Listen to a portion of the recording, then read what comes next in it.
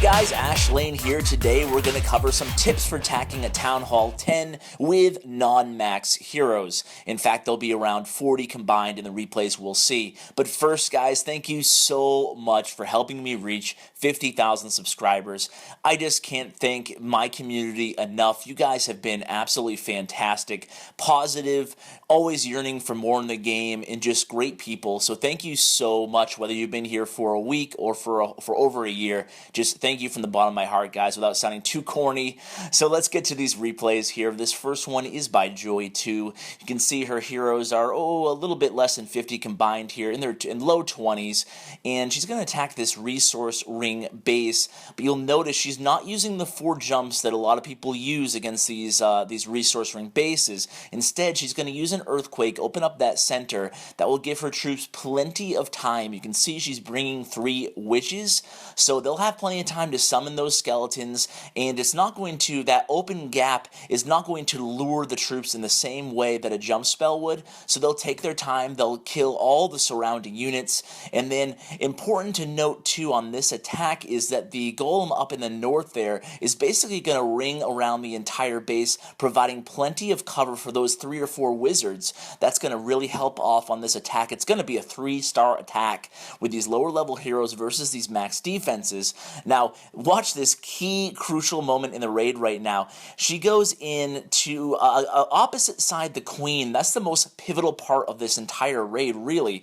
So she can freeze the queen as she comes over, and she waited just until that multi-target Inferno Tower was about to lock on to all her DPS units, the wizards, the witches, and then she dropped the freeze, getting both the Inferno Tower and the Archer Queen with the freeze. If I see an Archer Queen on a base that is removed as far as this one was from the center of the base, I will definitely attack opposite side, the Archer Queen, and that will allow me to use the freeze spells against the, to freeze the Archer Queen, and the Archer Queen will basically be mitigated the entire raid. She won't do really any damage, maybe a few shots at a golem, but that's a great advantage as the attacker there. Now, one thing I should mention is I wanted to cover some tips and keys for attacking with lower level heroes, and one of the hugest tips I can give you guys is to bring extra spells. Really try to limit the jump spells and the earthquake spells if you can.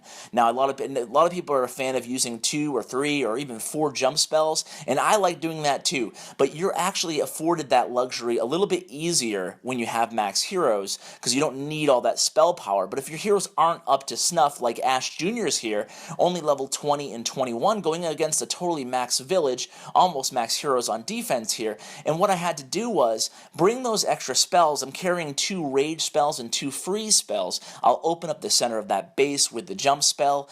And the second really key I wanted to talk to you guys about with lower level heroes is you really have to make sure you're getting the percentage on the raid. Well, Joy's raid is going to make my raid look not that impressive, because I'm not going to 3-star. That was not my plan on this attack. Rather, I just wanted a solid 2-star. As you can see, I'm jumping way up on the map, attacking the #1 guy. And I'm over with the A-Team, by the way. Shout out to A-Team on their way to level 9 clan. Way to go, guys. But anyway, you can see here I'm using those spells. And the second key, like I said, is I want to really make sure I get the percentage. That's why I dragged those 2 golems all the way to the south. You can see my golems aren't max, so I carried 1 max in the clan castle. So I'm going in with level 4 golems, and as long as I funneled 3 of them to the center, I was really going to rely heavily on the rest to help pick up that percentage, because my heroes, I can't count on my king and queen to, as I can with my main account, to often rack up another 10-15% after the attack fizzles out. So just make sure you spread your army far enough, and make sure you try to bring those extra spells, freeze and rage, and try to minimize the jump spells you take into battle. It will create a huge advantage for you as the attacker without the max level troops or heroes. So guys, thanks again for 50K. Thanks so much for tuning in, and as always, take care, guys. Hey guys, thanks for watching my video. I wanted to give you 3 quick ways you can help the channel out. Number 1, subscribe. If you're not already, it really helps me. Number 2 is give a thumbs up, like the video. Number 3, continue to tell your clanmates about my channel. It really helps and I really appreciate it. And also social media. You can follow me on Twitter at @clash_with_ash. Also, follow me or find me on Bindle at #ClashWithAsh. And don't forget to visit my website, www.clashwithash.com. Take care, guys.